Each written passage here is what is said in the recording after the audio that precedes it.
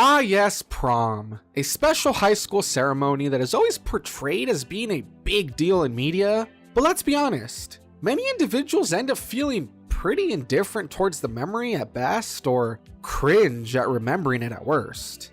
Wouldn't it be fun to have a game that pokes fun at all that and doesn't take it too seriously? Well, the topic of today's video, Monster Prom, does just that.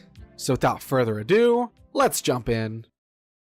Released earlier this April for Windows, macOS, and Linux, Monster Prom is a visual novel video game developed by Beautiful Glitch and published by those awesome guys after a successful Kickstarter. Following the recent trends of games such as Doki Doki Literature Club, however, this game is not your typical visual novel, but one that sets out to turn things on its head.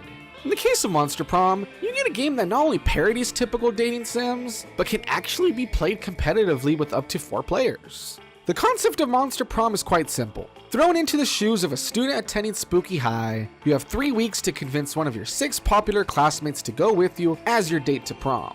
These romanceable options are Miranda Vanderbilt, the sweet yet genocidal mermaid princess, Damien LaVey, the hot-headed yet insecure demon, Scott Howell, a werewolf jock with no brains but a heart of gold, Liam DeLioncourt, the hipster vampire, Polly Geist, the hedonistic party ghost, and Vera Overland, a gorgon who is all about money and control.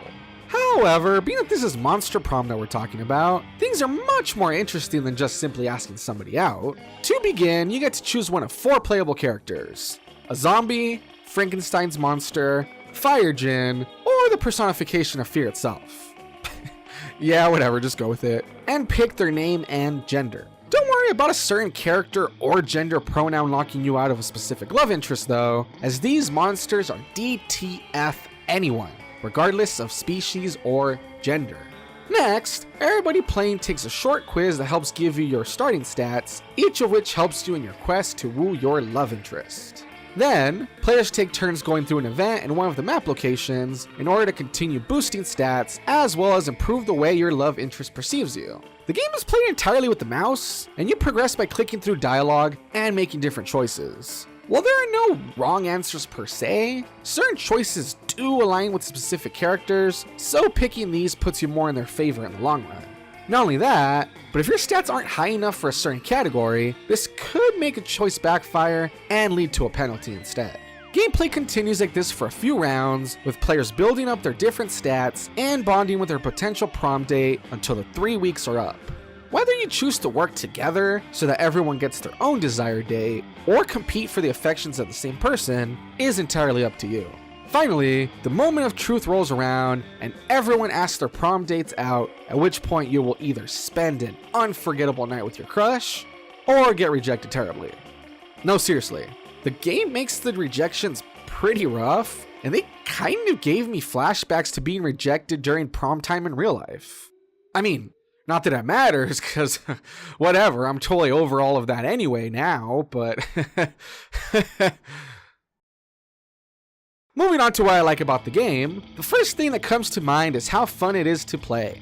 I mean, while other dating sims basically just have you sit around walls of text, this game is fun due to, number 1, being able to play with others, and number 2, the strange humor.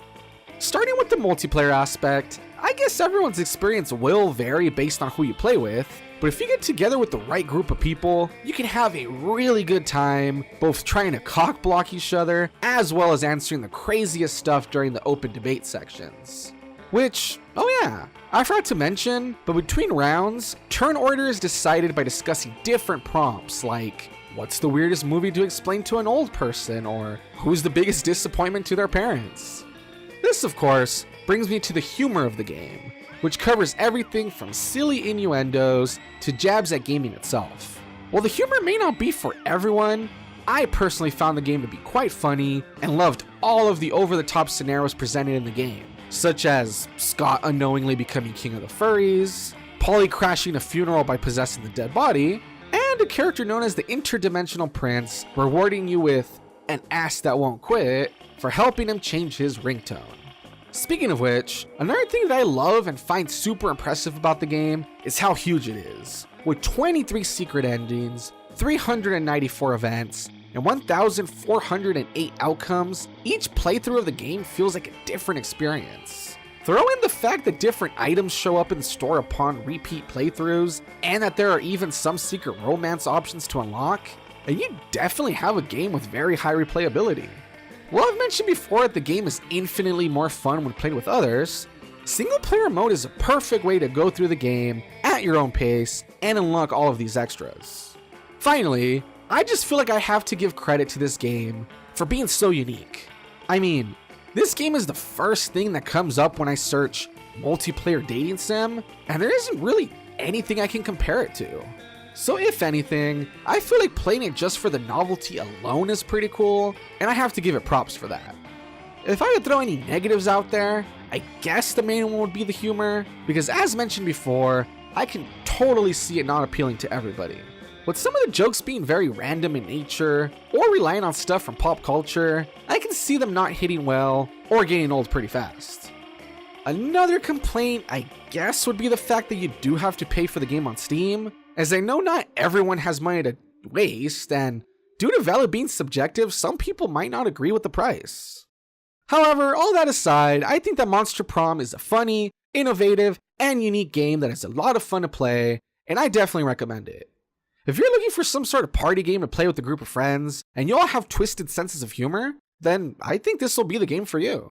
But hey, that's just my opinion. And remember, don't take anything I say too seriously. After all, I'm just the Wannabe Reviewer. Thanks for watching. What if I told you